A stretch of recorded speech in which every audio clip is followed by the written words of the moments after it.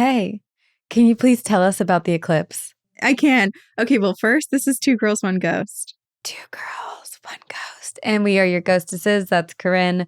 I'm Hello? Sabrina. And we're recording this in April. This comes out in September. Yeah, this is all out of order, mostly because Right. we have so much to record and it's just like we have so much research going at the same time. So whatever episode the research is done for, we just record. It doesn't matter the order. So we're all over the place here.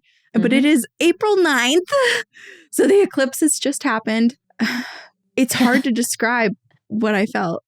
It was so weird because I remember when I was in middle school, there was like a partial eclipse in Vermont. And I remember going outside and you watch it with your little goggles that they like buy you or make in class or whatever. And I remember being like, oh, that was cool. I understand the people who will travel across the world to go see total eclipses.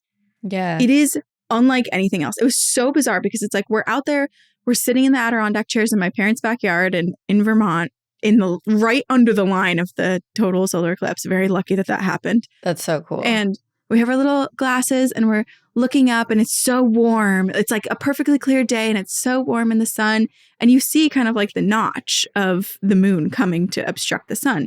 And it just kind of looks like a little chip. And you're like, oh my gosh, that's so cool. Like a little chip came out of the sun. And it is very cool to see that. But I feel like if you've ever been anywhere near like a partial eclipse, like that's what you see. Or it kind of almost looks like the moon, like a crest, like it just becomes more of like a crescent shape. And so it wasn't an unfamiliar sight. But within the span of like 15 minutes, the wildlife around us got very confused because it started to get darker. The temperature dropped like 15 degrees immediately. It looked like dusk and all the animals were like making noise because they were confused. They're like, oh my God, am I supposed to be going to bed? I need to do my nightly routine. The woodpecker was like, like everybody was, the father goose like ran back to his wife in the pond to give her some reprieve. We were all like, my mom had her binoculars out. We were observing all the wildlife. I'm dying. It's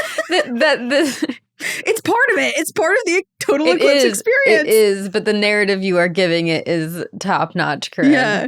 It was wild though. Like flocks and flocks of birds, like panic flying to wherever they were supposed to be at night. And so they were all confused. And this happened within like 5 minutes of like all of the wildlife making so much noise. And then it just gets dark enough that it's quiet. Oh my gosh. It's creepy because it's 3:30 p.m. and through your glasses, it's completely black. You can't see anything, which means you have to take your glasses off. And that's the time that you can look up at the sky. It literally felt like I was in a sci-fi movie. Like this didn't feel like Earth, which is why it was so wild. Like I'm getting chills and my nipples just got hard, which is why I'm trying to cover them now. I mean, like you can see pictures, but there's something about seeing it with your naked eye and being like, holy fuck, that is in the sky. My dad was like suddenly thinking about his mortality. He was like, I'm going to be dead next time that there's a total eclipse. Like, I heard his little commentary on your video that you posted. Yeah. He was like swishing his whiskey. He had an eclipse whiskey. It was a special occasion. But it was so crazy. And also the other thing that was so magical was everyone was outside. So we were in our neighborhood and there were hordes and hordes of people who like every single person was outside in their yard. And not only that, they were hosting other people who came up to their house. And then all of the fields had like people who just posted up in the fields who drove to be able to see it. And everyone, as it's happening, everyone's cheering. Everyone's going, oh my God. Like it felt like a vacuum seal too for sound because like all the wildlife went quiet. We were all just looking up and you can just hear all the humans, like hundreds of humans just being like, whoa, this is the coolest thing ever. Someone's lighting off fireworks. People are cheersing. It was so sick. It was, oh my God, it was awesome. I loved it. That is so cool. Yeah. See, this is one of those things that like I 100%, I love the way that humanity comes together to observe something and it feels so pure. Everything that you just explained is like the human experience at its core and it is the most beautiful thing in the world. But I also just like imagining alien creatures watching us watch something. I'm just picturing what their perspective is because I think about how we all go, down to the water to watch the sunset every day. And it's just, we're a little bit predictable as a human species, but I kind of love it. I know. We all have our little routines that we like. We all have our little things that we get together. Like I always think about that when we're at concerts Because I'm like, how goofy that all of us just get together to like watch one or like 5 people just like be up on a stage and kind of like move their body around and make noises out of their mouths. And we're like, yeah! Like, it's just such a weird form of entertainment. We're strange.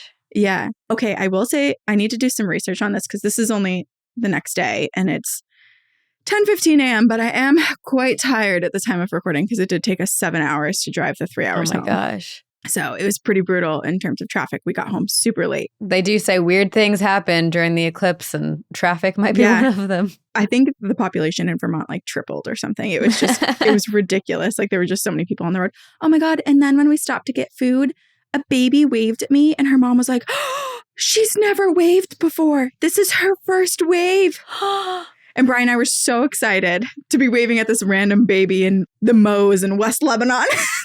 Sure. I wonder if, wait, okay, this is like so conspiracy, invisible string of me, but like what if that baby is connected to your baby in some way and invisible string wise, they're going to cross paths again later. Yeah, and something with the eclipse. I don't think that's weird at all because my response was weird because she was like, oh my God, she's never waved before. She's waving at you. And I said, she's not waving at me. She's waving at my baby. So I was already being weird. That's my first thought. Okay, we're on the same page. No, so wild. Okay, but what I was going to say was there were some weird things that did happen with the eclipse that me and my dad were like, what the fuck is going on? One, our cell phones, I couldn't register that the eclipse was actually happening until the total eclipse happened. Like you couldn't zoom in and see like any chunks. Even when it was like such a little crescent of sunlight, our phones would still correct to make it a full-size sun, like a full ball.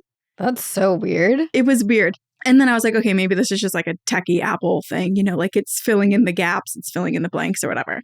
Or I it's don't just think like that's how cameras work, though. So much sunlight, maybe, that it just like, it was weird. We were all like, what the hell? And all 4 of us, like both my parents, me and Brian, were trying. And we were like, this is weird. We like can't capture any of the eclipse. So I was shocked I was able to do what I was able to do, like at the total eclipse. And then when there was the total eclipse, I wonder if I can zoom in right now on one of the videos. And if you can see, I don't know if we were literally watching a solar flare or what, but there was like a little orangey shoot that like came out the bottom part of the sun.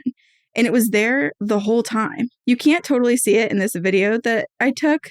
I guess if I do like this one still, it's not a good example at all. But let me zoom up and throw my phone at the camera. But like if we're looking at it like this.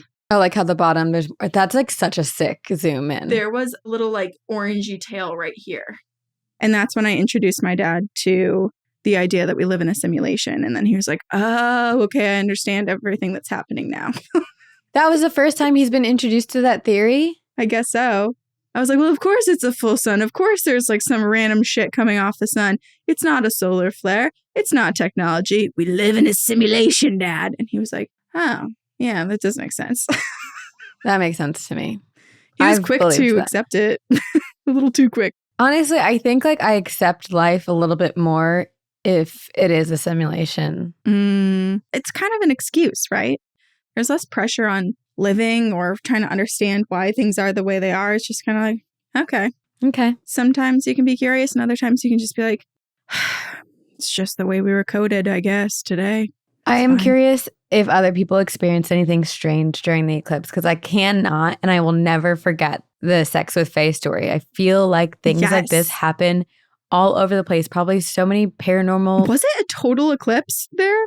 Or maybe I do think it was a total eclipse. Yeah. Weird things happen. So let us know if anything weird happened to you during the eclipse. I know that this is coming out many, many months later, but maybe this will trigger a memory for you and you'll be like, oh my gosh, I forgot to tell them. I forgot to tell the ghouls. I got them right in, which actually is a great reminder that right now, up front, if you have any ghost story, you can email it to us. Anything strange, odd, unusual.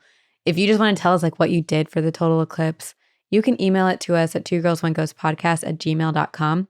You can also join us on Campfire Stories every Tuesday night, which is on Patreon. We have one tier on Patreon. It's $5 a month. And every Tuesday we go live and have Campfire Stories where you can come up live and tell us your ghost story. It's on video, so you can see everyone, but you can also turn your video off and just do audio, whatever you want. There's a chat and everyone's like interacting, and it's really, really, really fun. Basically, give us your souls in the form of ghost stories. But you're not really giving it to us. We're all just kind of holding hands as souls in a circle telling ghost stories and enjoying it. Yeah, I'm getting a little I guess scared. you just triggered for me something that maybe I didn't realize could have been something peculiar. I guess just like pregnancy-wise. So there's all these superstitions with the eclipse in different cultures that pregnant people are not supposed to be outside at all the day of the eclipse. And you're supposed to pin like a red ribbon to you're supposed to like wear red in some way, like a little red brooch, or put like a red ribbon around your belly or something to protect yourself if you have to go outside. Is it like supposed to be like a stealing the baby type of thing from your womb? It's supposed to just, I think, like affect the baby in negative ways in terms of its development.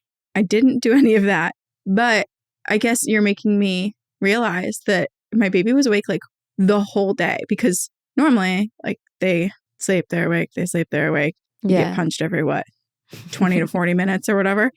The entire day it was like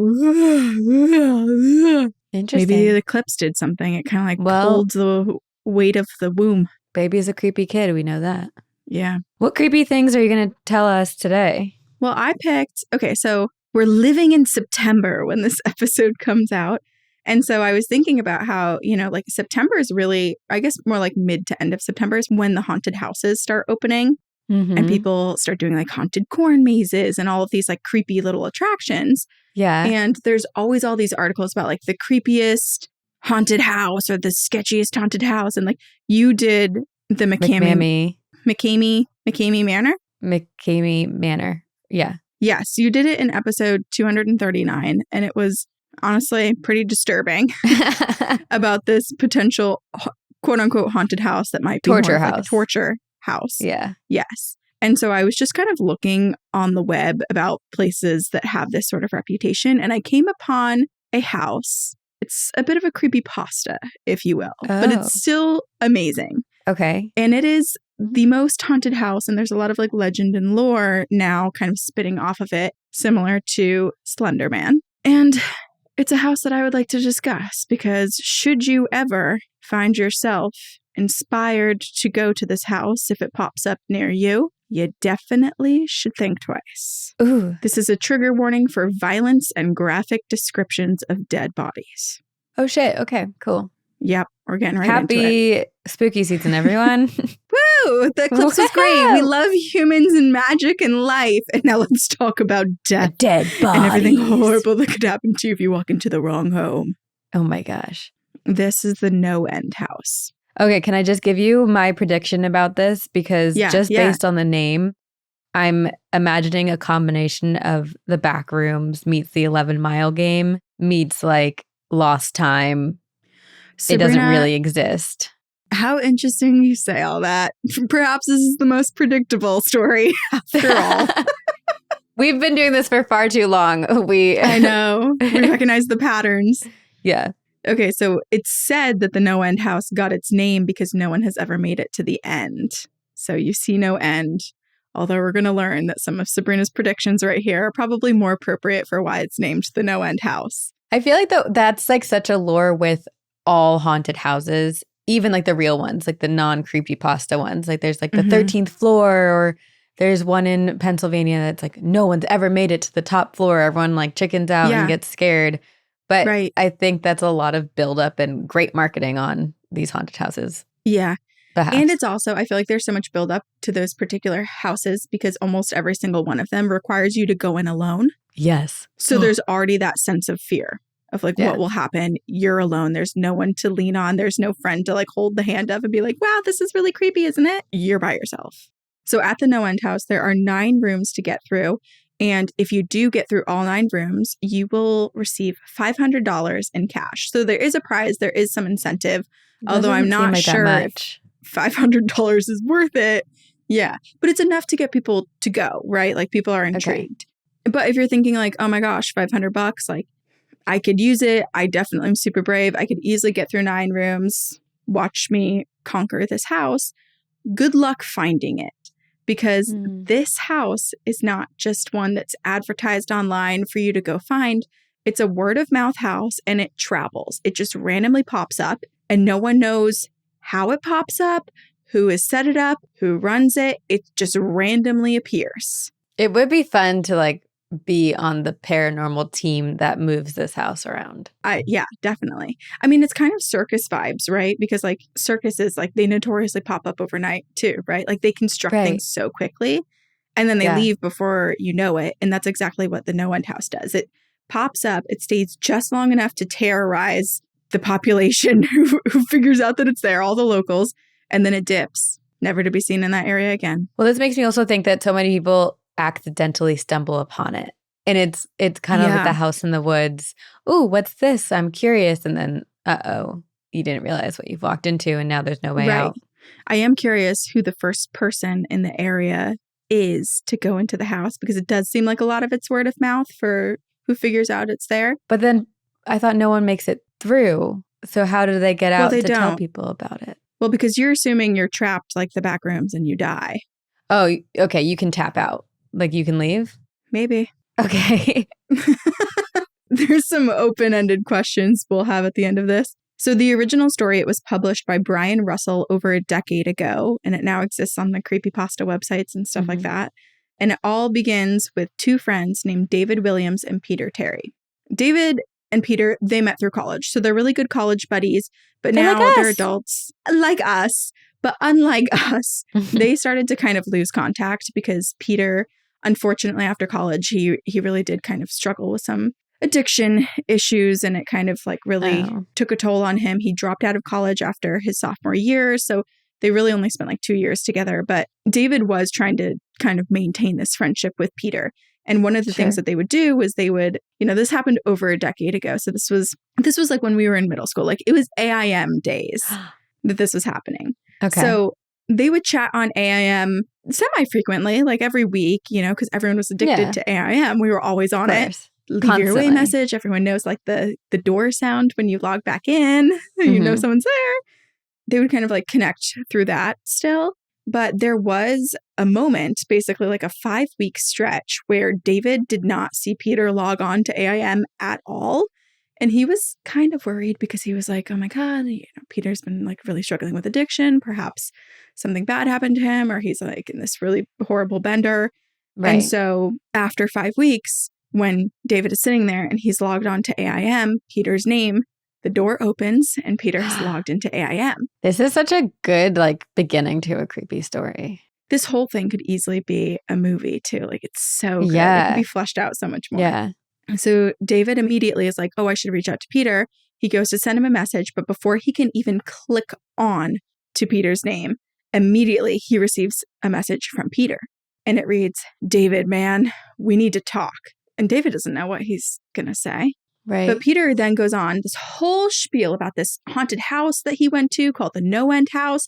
And it's right outside of the city. It's really not that far from David's house. And it's not like he was encouraging David to go, but he was like, nobody reaches the exit. I couldn't reach the exit. And he's just kind of going on and on about like the chaos that ensued in this house and how it's such a like mind fuck and it really fucked him up. And it's just way too much for anyone. How could anyone ever like survive this house mentally, physically? Just saying all these things that's intriguing enough to David without giving him like real hard evidence of what happens in the house. This is reminding me of Us. Because in the beginning of the movie Us, she goes into the fun house. And then once she leaves, like all the weird stuff starts to happen. And it's almost as if the people who leave with a different, darker soul and now are obligated, like almost become the speakers of the house.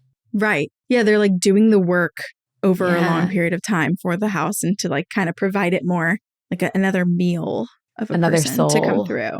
Yes. Yeah. Ooh. I'm cold. I know. My gosh.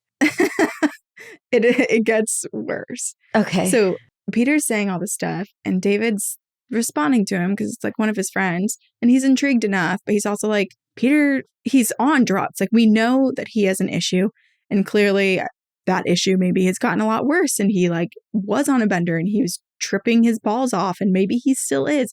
So David's a little bit skeptical of what is happening, but he's just kind of like appeasing Peter, having the conversation. But then Peter's like, hey, you really like if you have any curiosity about the house, it's 4 miles from where you live. Here's the location. they say that if you get through the end, you could win $500. So again, David's like, I don't know, I feel like this is just all one big like psychotic break maybe for this poor guy. But the next day, he's thinking about it a little bit more and he's like, maybe I should check this out. Maybe I should see what Peter was talking about. And he finds himself in front of that building at that address that Peter gave him. I don't like this. I know. Well, and neither did David, because immediately he's feeling extremely uneasy. He's feeling like maybe he shouldn't be there. Everything in his body is like, turn around, walk back to your car. Don't go in this building. Run. Yeah. Right. Yeah. His body's fighting him as he's walking up. So he gets to the door and he opens it. And clearly he feels in this moment that all the nervousness, all the anxiety, it was just his nerves building up from the comments that Peter had made. Because David's now in the lobby and it looks like a regular hotel lobby basically set up for Halloween. There's nobody there at the front desk to greet him, no paperwork to sign, no other humans waiting in line or attempting to go through the house. He like can't hear anything. It just kind of seems like this, I don't know, like kind of an unsuccessful haunted house, right? Like someone set something up, they put in all the effort to plan it, but then they don't have an employee show up to run the house and like nobody's heard of it, so nobody's there sort of thing. So David's like, oh, this was all a bit of an overreaction. And he sees that there's a sign on a door in the lobby that says room 1 this way, 8 more to follow, reach the end and you win. So it's like, okay, this is a self-guided. Why does it feel like a hospital? It kind of does. It's a self-guided haunted house tour, apparently. Well, I guess they kind of all are, but normally you check in. That's like even more ominous that no one's there. And it's like outside of the city too. I'm also picturing like there's no sound. Like, because if you imagine a traditional haunted house, there's so much noise happening. There's so much, like, you can even like hear the ambiance or like there's something happening because, or there's screams because people are going through it and there's actors and there's all this energy around it. But the fact that this is so silent, I'm like, again, alarm bells are ringing. It is silent. Right. He doesn't hear anyone. He doesn't see anyone. It's this quiet little lobby. But he approaches that door into room 1 and he pushes it and he enters the very first room. And this is when he knows that Peter was for sure tripping because the room is basically Spirit Halloween. Like it is just filled with animatronic zombies, sheet ghosts, fake spider webs. Like it's basically like taking everything from like the Walmart or Spirit Halloween section of interesting and just like kind of putting it together. Like it feels like a very like kids Halloween decor display, but there's no music. It's still quiet. And all these things are just kind of like, you know, moving and going. It's the sound of the motors. It's a really shitty, low budget Halloween haunted house, right? I think the lights were on. Like there was nothing spooky about this first room.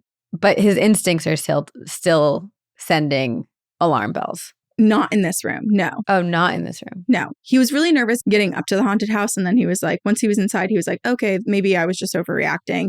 Goes into the first room and he's like, whatever Peter was on was clearly something strong because these are not real monsters. These are animatronic zombies. Which is also such an interesting tactic to like the whole house exterior wise has such a bad vibe.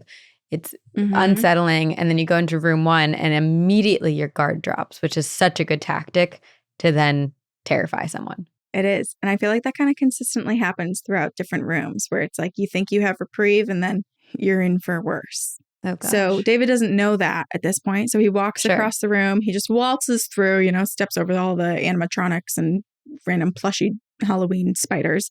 And he enters room 2. And in room 2, they up the ante a little bit. There's a fog machine. There's a rubber bat that's hanging from the ceiling and it's motorized. So it's one of those ones that, you know, like just flies in a circle. And this room does have music. There's a Halloween soundtrack that's playing some eerie music, you know, like the oh, you know, like all that sort of thing. And David steps over some rubber rats and he moves to the door to enter door number 3. And he's like, wow, clearly this haunted house was made for children, not for adult men like me. Macho adult men like me. Oh, tough guy. Me strong. David's hand is on the doorknob, and the calm that had returned to his body after he had entered the lobby and through the first 2 rooms, that calm is now gone because he enters the 3rd room and he sees in the middle of the floor there is a chair and in the corner a single lamp. It's odd, but it's not terrifying. But it's odd and it's very different from the first 2 rooms, right? So like he's starting to be on guard. This is turning into Saw now. It totally does feel like that. The thing that really creeped David out was that there's a single lamp. So if there's a single light source, it should cast one shadow, right? Oh, gosh. And there are shadows dancing all over the room, everywhere. And it's really, really creepy. And it like is totally making him start to like wig out and question what's happening because he can't see any projectors or any sort of other tools that could be used to like kind of fake this sort of thing in the room. Mm-hmm. So he is freaked out. But he's like, okay, maybe this is just an optical illusion. But because it's so different from the first and second rooms, David is starting to kind of question, like, should I really be here? Should I be doing this alone?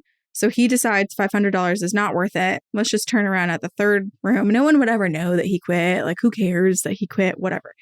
So he turns around. He grabs the doorknob to re-enter door number 2 and backtrack. But the door is locked from the other side. So he's now stuck. He can only move forward.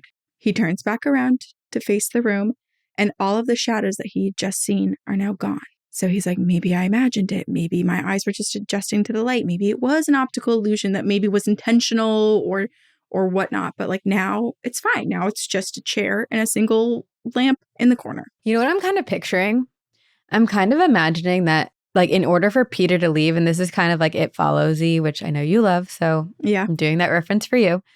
I'm kind of imagining that in order for Peter to leave, he had to write down a friend's name. Like he had to almost offer something to the house and be like, I will give you someone else. Just let me go. But has to detail all of the things that, is it David? Yeah, David. That David is scared of that will be horrifying for David. So basically giving the house a leg up for when David does get there. Right. Yeah, that is creepy.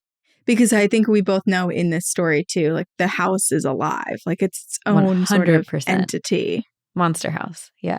It's a monster house. So David, he walks through the room and nothing else happens. So then he gets halfway through. He looks around again because he's nervous. You know, he's like near the chair. So it's like, what's going to happen in this room? And as he's in the middle, he realizes he himself has no shadow.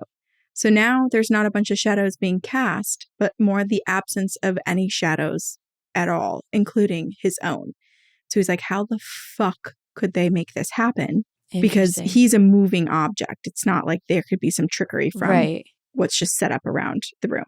So he more briskly walks to the other side and he pushes through the door labeled room 4.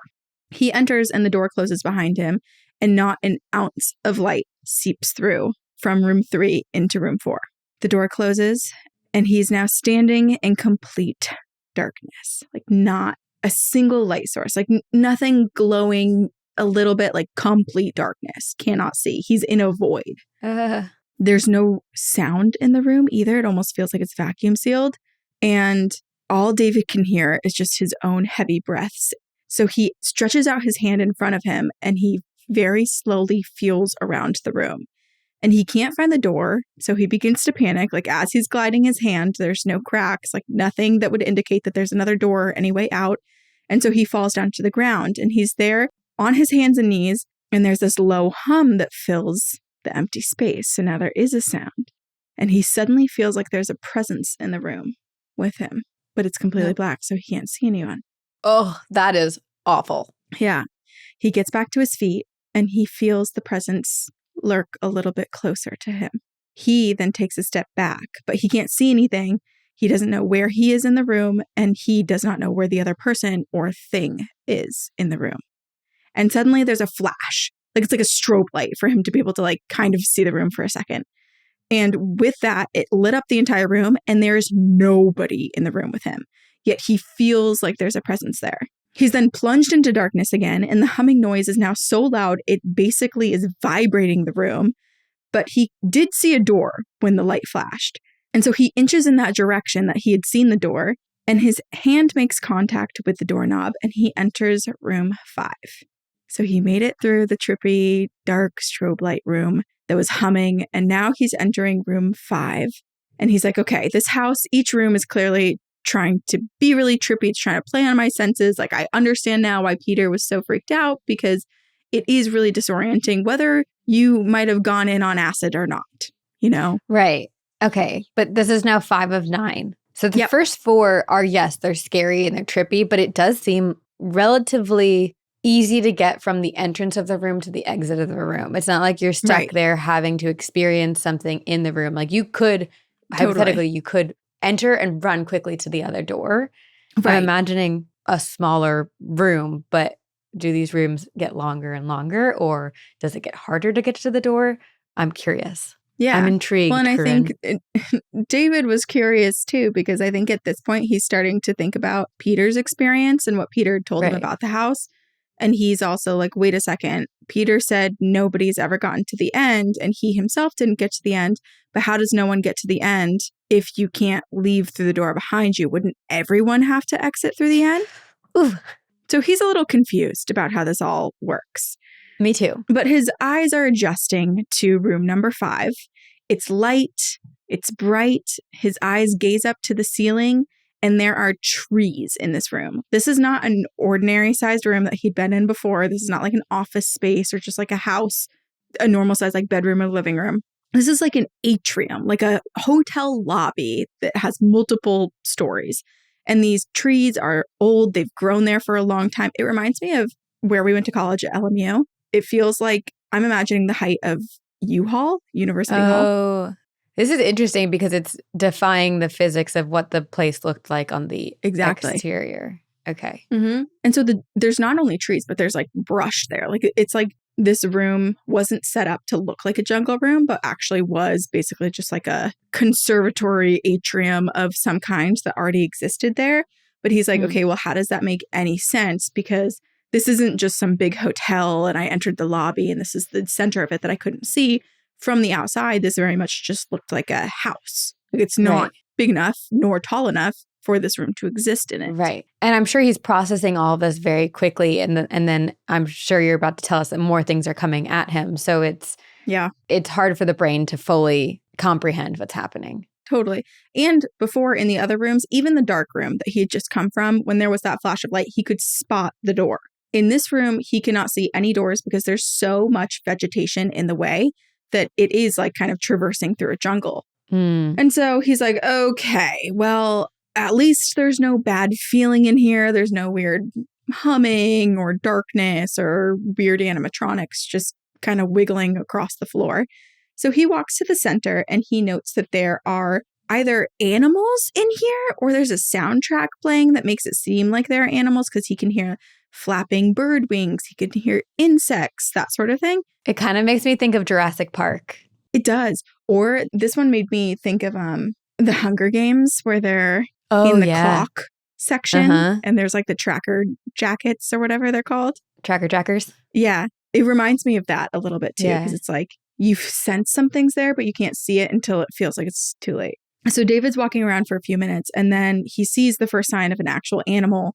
And it's not really some large animal to fear, but instead a nuisance. It's a mosquito. And it lands on his arm. And then all of a sudden there's 10 more mosquitoes that land on his arm. And he's now flailing and he's trying to prevent them from getting all over him and eating him alive. And they just keep crawling all over him and he's starting to like really bug out. So he drops to the floor and he screams and he can literally feel them like all over him, biting him, crawling on him. He winces as they sting into his skin. Oh, this is also like Harry Potter and the Sorcerer's Stone where he's like down in the dungeon and going through all these little secret rooms to get to the final room. Totally. And it is very Harry Potter-esque because as is with magic and magical beings, there are no bugs actually on David. As he's looking down and he's feeling them crawl all over him and like infest his body, there's literally nothing. And so he's now crawling on the floor. His skin is wriggling and he thought that maybe the bugs had been on him, but they're not. So he's like, okay, I'm just like really creeped out. I'm getting the heebie-jeebies from having some bugs on me maybe. And so he's like, let me just crawl to the other side of the room to get to room 6. But this room feels like it is taking forever. He is in there for a very long time, or it feels that way. So he's exhausted by the time he gets to the other side. And he finds the door that says room 6. Before he opens it, that low hum that he had heard in room number 3, it's now returned. It's deeper and it's lower this time. He can feel it in his body immediately. It feels like a warning, like something's hunting him. But David knew that he could not turn around and try to go back through that previous door. One, because most likely it would have been locked. And 2, because bugs. And 3, because the room is so freaking long, he's exhausted and he can't possibly try to traverse through that giant room again.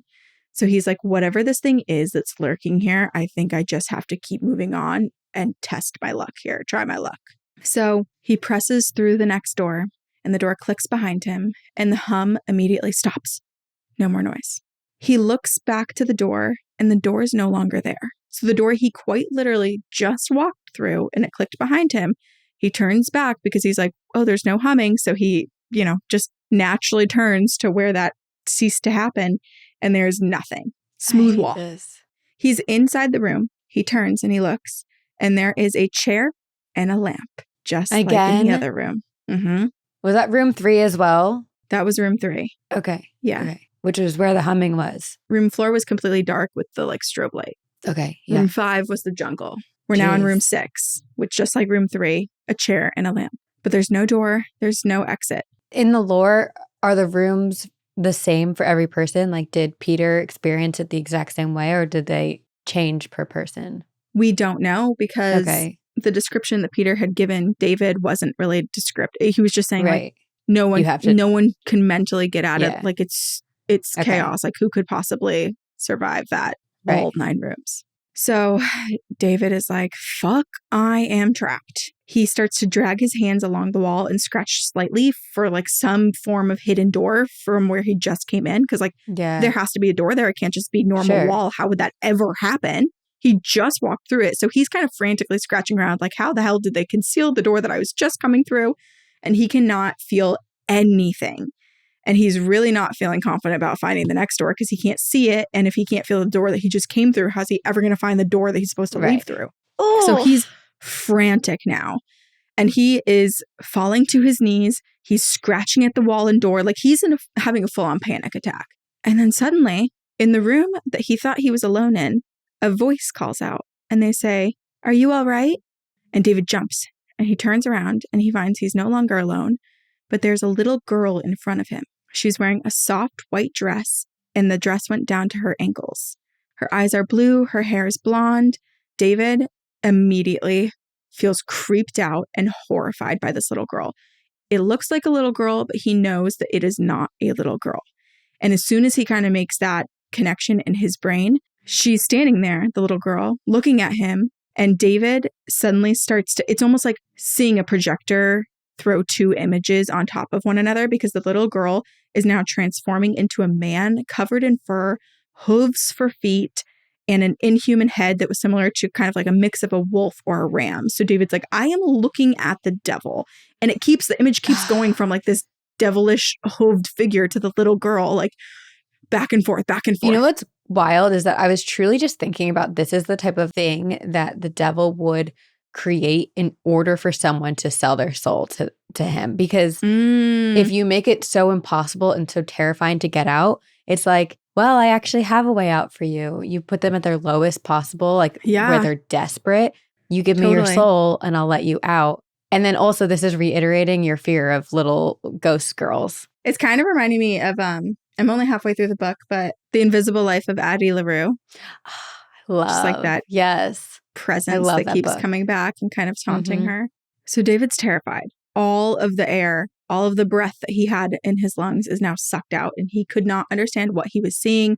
So he just stood there staring at this entity. The thing spoke out again. David, you should have listened. The words audibly came from the little girl, but the same words spoken and processed in David's mind were much deeper and much more sinister. It was like a growl almost. So David, he collapses. Did he just faint? Yeah. He's not sure, but it's freaking terrifying. So when he kind of like comes to, he's on the ground, he's on his side, and his eyes are now focusing. So like the guy definitely did faint. His eyes are focusing, and he sees something scurrying across the floor. It's one of those rubber animatronic rats from the second room. So he's like, wait a second, this is just a haunted house. There's projectors, there's different technology, like they're trying to freak me out, but like this is a reminder that it's just a haunted house. There's just a rubber toy. I'm letting things get to me and my mind is like kind of running wild. It's so sad I need to the way down. That he's trying to process this like horrific experience. Yeah. Wouldn't you though? It's also to obvious, be alone it's human through it. Yeah. It's human. Yeah, you have to. But it's just sad to see and hear that this is like a brain actively currently in trauma trying to work itself out of the trauma. Right. Trying to survive. Survive. That's a good way to put it. Yes. So David gets up and he swallows his fear and he continues searching for the door. The demon's voice continues to speak and to taunt him, and he can literally feel the breath of the demon down his neck. But he keeps his back to it. He refuses to turn and look at the little girl/tall demon figure. And he just continues to feel on the walls for an exit. And that is when he spots a number 7 scratched into the wall. He was like, that has to be the door. Mm-hmm. So he was kind of confused because he'd already scanned the room and he didn't see a scratched number 7 before, but this has appeared. And David kind of has the thought of, he's still trying to work out like what he's experiencing. And he's like, did I just create this door myself in my own mind? Because this wasn't here a moment ago. But then he's also starting to question because like the previous room took him so long to get through. This room he had collapsed in and woke up. He's like, did I scratch the 7 into the door myself? Oh, that's so scary. Yeah, he's really starting to have difficulty holding on to his sense of reality in these rooms. Right. And how could you? So he closes his eyes and he feels the hot breath of the demon on his neck. And he pushes his hand on the number 7 and nothing happens. He pushes harder. He's now using all of his force and he's shoving the door and the demon is now screaming in his ear. It's so close behind him that David's never going to leave. He's never going to get out. And David just screams. He's horrified. He lets out a giant scream. And with that, the room goes quiet. No more demon voice. Nothing. The door no longer is a wall scratched with the number 7, but in front of him is just a regular door with a 7 painted on it. It opens and David leaps through it. Yeah, but it's like, going into the 7th room, it's, oh gosh. I know. This is just horrible. There's no good coming from any of this. And the number 7 too, I always feel like that's going to be one of the worst rooms, right? Because you're so close to the end, but you're not there. Yeah. And the number 7 too, I just feel like people play on that a bit. So David's in room 7 and he's now visibly shaking. Those first 2 rooms, they gave no indication of what mind fucks this haunted house would bring him. But he's here now and there's seemingly no way backwards, so he has to move forward. David scans the room, but there is no room. He's realizing that room 7 is not a room at all, but in fact, he's now standing outside. He's outside of the building. He's outside of the house. The door behind him was the entrance that he had come in. But I don't trust this at all. Good instinct, Sabrina. So David doesn't know. He's just happy to be out, right? Like no one makes it to the end. Right. Maybe it's because no one made it this far and they just never even made the extra rooms. And David made it out. So he's out of the haunted house. He's crying with relief and he is walking back to his car. He gets in his car and he's like cry laughing the whole way home. And he's just thinking about how he could get to his bed. He'll have a nice shower and crawl in and sleep and just be like, what the fuck was that? And the next day he's going to be back to normal. But as he pulls up to his house, that dreadful feeling that once consumed him when walking towards the no-end house is back. David brushes it off, clearly still shaken from the experience. And he goes up to his room and his cat, Baskerville, is sitting there on the bed. So David reaches out to his pet to give him some scratchies. And Baskerville rejects him, which is so out of the ordinary. But Baskerville is hissing at him. He's swiping at him. And David is like, that's super out of character. I don't know what that's about. But he's like, whatever. So he goes, he showers, and then he starts to go down the stairs again to go to the kitchen to grab something to eat. As he descends the stairs and he turns into his family room, he sees his parents. They're lying on the floor, naked, their bodies mutilated. Limbs removed and placed next to their bodies, heads placed on their chests, facing the entrance to the living room, facing David, their mouths smiling. David vomits. For everything that he can understand, this is real life. Right. So he is witnessing that his parents came over to his house because they didn't live with him. Right. His parents must have come over for some reason, and they were brutally, brutally murdered in his home when he was gone. So he's vomiting. He's choking on his sobs. This is the most traumatizing thing he could have ever imagined, and it's right in front of him, and he's again alone. And he's super confused why they came. Who did this? Is the Right. person still in the house? Like, what's going on? To me, this almost feels like the reason Peter was able to message David was like Peter was actually in room 7 when he messaged David. And that like Oh, room interesting. 7 is this never ending. The reason no one gets out is because room 7 is now part of your reality. Like it follows you into your living life. Yeah. And that's why he was trapped for like 5 weeks. It took him 5 weeks to be able to figure out how to like actually contact anyone. Or are room 8 and 9 like the afterlife? Like you have to go through things when you're dead. This is weirdly reminding me of the most recent Jumanji movie. Because in it, like they go into the like video console game, so they're like playing as the video characters. And Nick Jonas is a character that has been like trapped in there for quite a while, and they team up. Okay, maybe I have seen this actually. I don't remember. Yeah, is The Rock in it? Yeah, he is. Okay, I have. So David's beside himself, obviously, as anyone would be. He's about to probably enter shock, but then he sees it. A door that has never existed in his house before, with a large number 8 drawn on it in blood. He wasn't home. He never made it out of that house. He was in room 7. David vomits again, and that hum, that vibration, it returns. It's louder than ever before, and it's pushing him forward towards the bloody door. He's almost to the door when the dismembered hands of his parents come back to life, and they scamper across the floor toward him. His parents' faces are still pointing at him, so they're moving with him as he's going across the room, and they're smiling wider and wider, and their mouths begin to move, and they open as if they're about to say something, and David is like, hell no will I ever let myself hear whatever they're trying to make my parents say, especially because he's thinking it'll probably be in their voices, like this is going to traumatize them even more. So he's like, no. He lunges into room 8.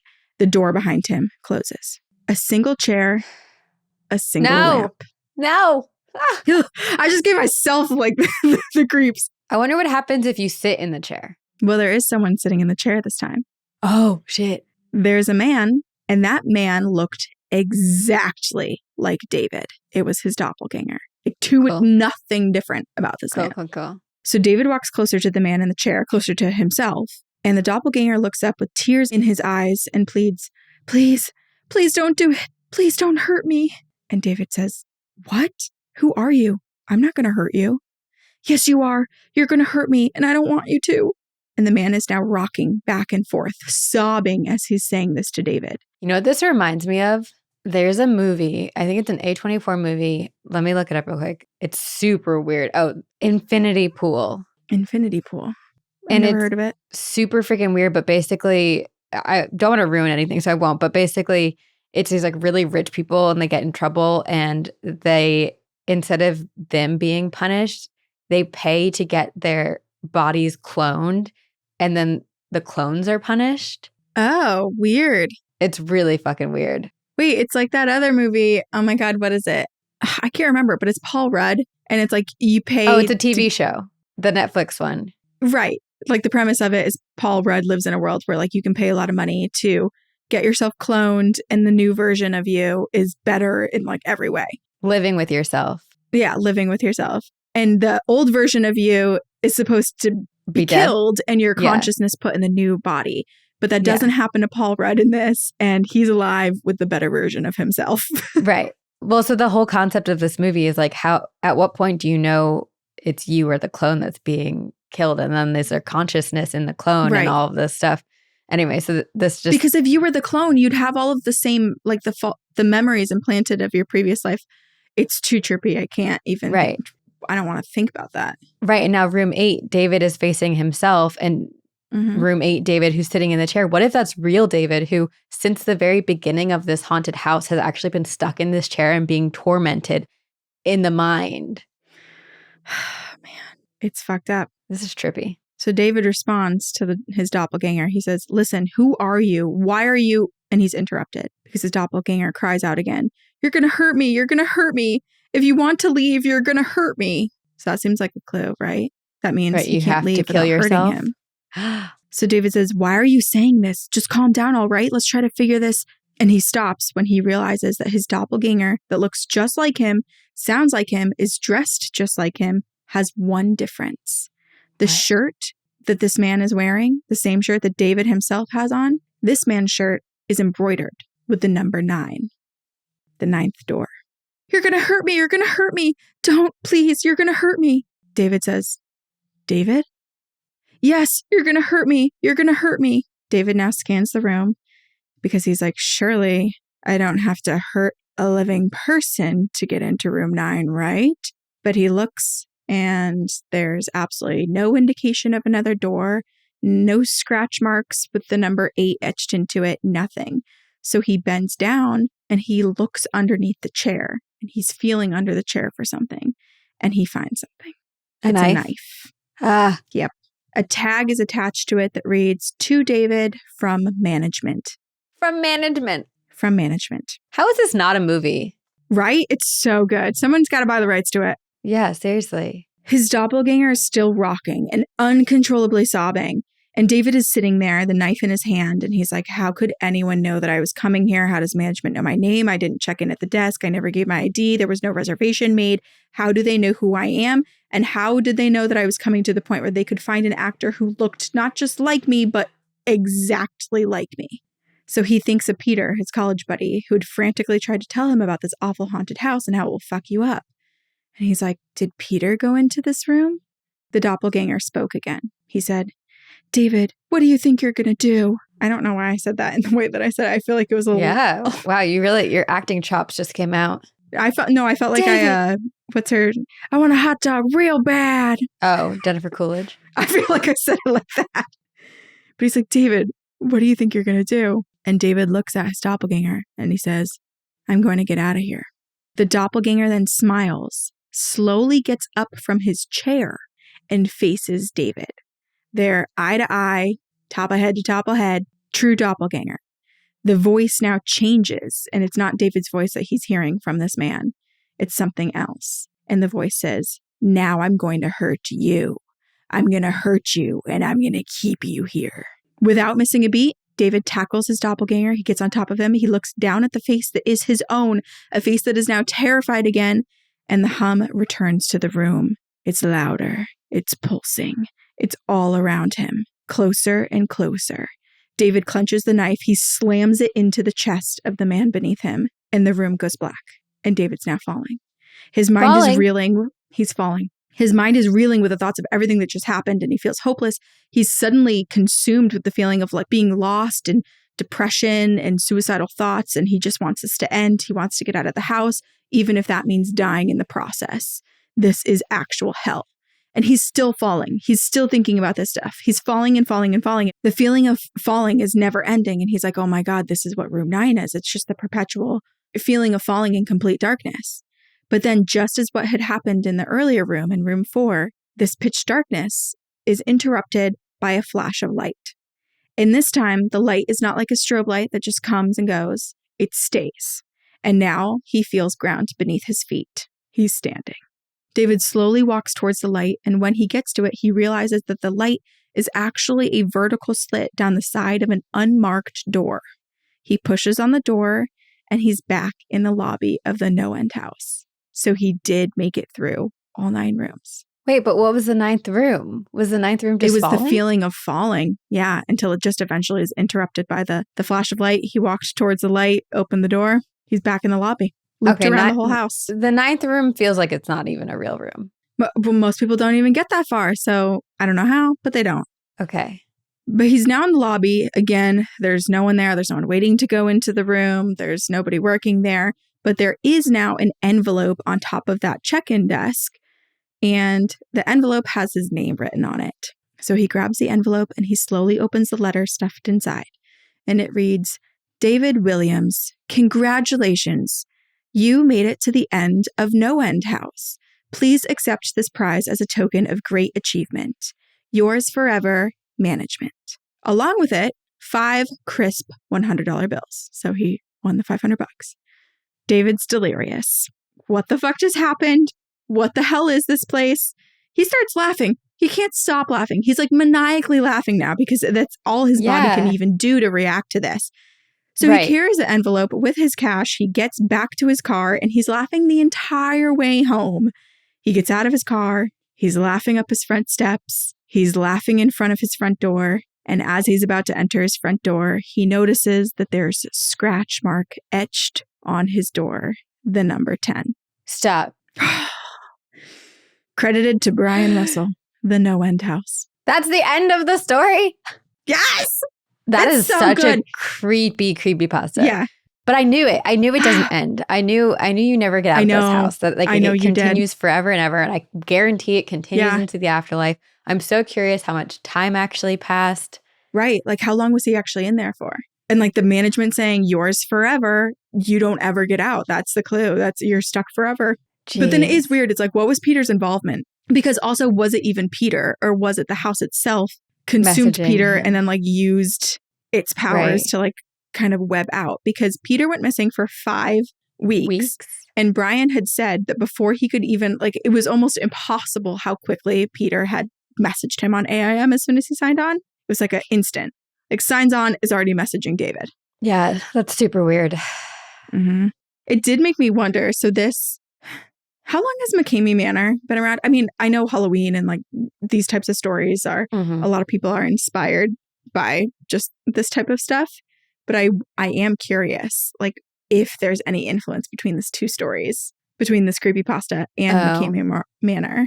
I don't remember what year it opened, but I'm sure there's like whether McCamey Manor was influenced by the story or the story was influenced by that. But also just, I mean, this story has so many different like horror tropes connected to it. Yeah. But it's creepy. Oh my God, it is creepy. I know. It's because so it is good. Similar to so many of those haunted houses that claim that there is no one gets to the 13th floor, whatever it is. Yeah. Jeez. And it's like, it's one of those things where if you get out alive, did a part of you die in there anyway? 100%. Are you truly alive?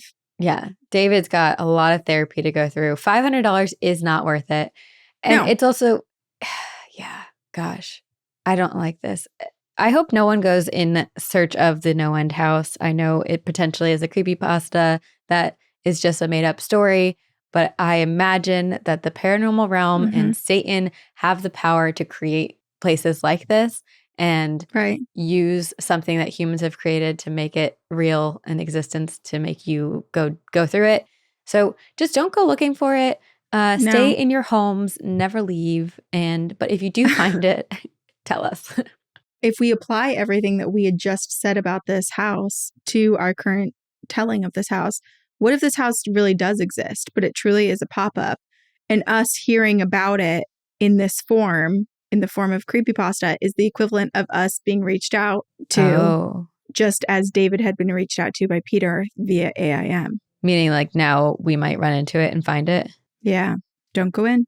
Do not go in. I'm like suddenly spooking myself because I'm like, what if during normal Halloween time, we all go into what we think is a normal haunted house with a normal ticketed event, but it somehow morphs into this once we're already inside. Like we're getting like tricked into going into it. Well, this is why you don't go alone.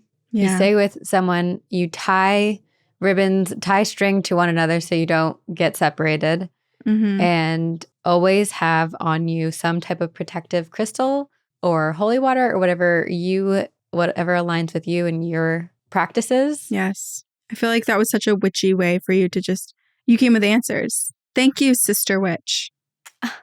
Call me Sister Witch forever. I will. Maybe we can all call each other Sister Witch. Sister Witch. Sister Witch. Sister Witch. Sister. Sister. Sister Witch. Sisters. Sisters. Okay, well, I didn't really know what this topic was. I just saw creepypasta, so I ended up picking a listener story that has a creepypasta we've talked about before, the Slender Man. Great. Perfect. So this is from our listener, Kay, and all names in the story have been changed for anonymity. But Kay says, "Hi, you beautiful ghostesses. I live in a small town in Canada, but you can never be sure when it comes to this stuff, so I've changed all names. You guys are very popular out here. I've heard you read a story from Winnipeg, and it hits a little close to home. I cannot not fangirl, so I'm going to start by saying you guys are amazing. I love the podcast. I was addicted from the moment I started the first episode, and I'm now almost close to being caught up, and honestly, I'm a little worried when I'll have to wait for new episodes. But if I must, I can." Okay. You can do it. We believe in you. You can do it, Kay. We believe in you, Sister Witch Kay. I grew up in a farmhouse that was over 100 years old, and has been in my family for, obviously, a long time. There was some activity that felt pretty normal and, to be honest, a little expected. My great-great-grandparents lived in the house and had 4 kids. One of the kids died from pneumonia in one of the corners in our living room. So since I've lived there were always toys being played with or the sound of footsteps. When my brother was younger, he had a little plastic army men and tractors that would always be moving and making noises when we weren't up there. I even had an experience of going upstairs and seeing my ex-boyfriend standing in the corner between the rooms, me running over to him to hug him, and then poof, no one was there. That's a weird. story That's very for freaky. another time. Doppelganger. Okay. Yeah. So flash forward a couple years, I moved out and I moved to Winnipeg, found a new boyfriend, and it was Christmas time, so we came home for the holidays. When we stayed at my mom's house, we really didn't talk about the paranormal stuff happening to us, so we did our Christmas thing, had some drinks with everyone, there was a bonfire in the front yard, so on. It was getting closer to the morning hours, and we were getting ready to head inside and go to bed. I went upstairs, and I saw someone was in the bathroom. So my boyfriend, who is now my husband, decided he would go outside, because it's the country, and he could. As he was doing his thing, he looked across the yard, and across the yard we had a few old barns, some fencing that led out to a back pasture/wooded area. As he was looking out, it was a bright, bright moon, almost full moon, and then something got his attention. As he was standing there, I'm imagining pants down, doing his business, he saw this giant man. He described him having a white face, really, really tall, wearing a jacket. This man was walking from one barn to the other barn. My boyfriend got so freaked out that he came inside, ran upstairs, and told me. I calmed him down, and I was like, it's not unusual for things like this to happen. I've never seen this man before, but I believed him. And in the morning, I was like, maybe we'll ask around and see if anyone knows anything. So we went to bed. I don't think we ever asked anyone the next morning. We just kept it to ourselves. Plus, he was new to the family and didn't want to seem like the weird, freak everyone out, even though everyone in my family would totally have believed him instantly. Yeah. Anyway, moving forward again, we were at my grandparents' house one day, and my grandpa had a bunch of these old photos on the table. He loved history, old pictures, anything. He was an old teacher, so it was totally his jam. So as we're sitting around and my grandpa's showing us pictures, he put one down, and my boyfriend gasped.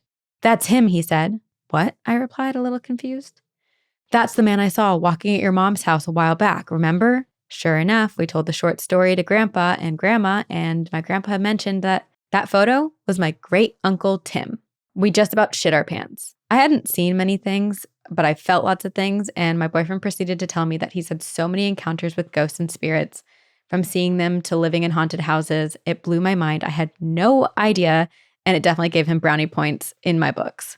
So a little round back to those barns. On the one barn that my Uncle Tim had been walking from, it actually had his name carved in with nails on the side of it. He did that when he was alive as a farm boy. And so maybe Uncle Tim was just checking in to meet my boyfriend, or maybe my boyfriend just simply caught him doing his own thing and just happened to see him and think, wow, that's creepy. He's very tall, looks like the Slender Man. Oh my God. Could you imagine? So at least he didn't say what he'd seen to the whole family, but can you imagine being like, I just saw the creepiest person ever. It wasn't even a person. It was like this weird looking, too tall to be human. And they're like, wait, you're literally describing our relative. Yeah, literally the Slender Man. But it's Uncle Tim. Uncle Tim! He's family, but still seeing someone out walking like that looks a little bit creepy, and it's a wild thing to have happened to a guy, that's for sure. I have so many other stories from seeing a flash of light in the sky, a possible UFO, and doing a ghost tour in Banff, but I'll leave those for another email. Keep up the great work. Hey, Leia, and happy holidays. This was close to Christmas 2021. Bye for now and see you on the other side. Kay. So it's not Slender Man, but it's Uncle Tim who resembled the Slender Man. And I feel like that's what triggers so many different creepypastas too, because it's like, what comes first, the chicken or the egg? Did you experience something that looks like the Slender Man, and so you wrote a story about it? Did you encounter Uncle Tim and you're like, Slender Man? Or did you read a creepypasta and that inspired some of like the hauntings and ways the entities show themselves to you? It's one of those things. But that I can understand how scared her boyfriend was, but like I do think it's kind of hysterical that he thought he was experiencing something so horrifying, a creature that so many, or like entity that so many people have never seen, but there's so much lore surrounding. And And they're like, that's Uncle Tim, and that's his favorite barn. That's his favorite barn. But also, I mean, it is creepy. You're like late at night by yourself outside going to the bathroom in, a farmland. So there shouldn't be anyone else around. Right. And then you see a really tall man walking through the barns. I don't know. I would be freaked out. I'm curious if he thought Slender Man at that time. Yeah, like you were saying. Or if now looking back, it's like it looked like Slender Man, but now we know it was Uncle Tim. All I know is I do not want to go to the No End house ever. Ever. No, me neither. I So never want to creepy. be trapped in there. I never want to be trapped in any sort of liminal space. No. It's too creepy. My brain can't handle it. Well, clearly David's brain couldn't handle it either. No one's brain can handle it. That's why no one escapes. You're stuck in it forever. But if you have been to the No End house, please let us know. Email us at twogirlsoneghost@gmail.com with any spooky, macabre, weird, paranormal, adjacent, or just fully paranormal stories. And you may hear it read on one of our episodes here or on our Patreon episodes. Yes. And spooky season is now here. It is upon us. So please, please, please join our pyramid scheme. Tell 2 people, whether you know them or not, about our podcast, and then tell them to tell 2 people. And spread word on social media. You can tag us in things. We have social media. We're Two Girls, One Ghost podcast kind of everywhere. You can buy merch. You can join us on Patreon. But word of mouth is really, really important. So please spread the fear this holiday season by telling people about our podcast. And we really couldn't do it without you guys, but we also could not do it without our editor, Jamie. Jamie, thank you so much. Thank you. Jamie's done so much work. Without Jamie, I wouldn't be able to go on maternity leave either. And without you, Sabrina, I would not either. So thank you to both of you, because at this point, I'm out and I'm coming back October 1st for my favorite month of the year. You will be back soon. But we love you guys, and we will see you on the other side.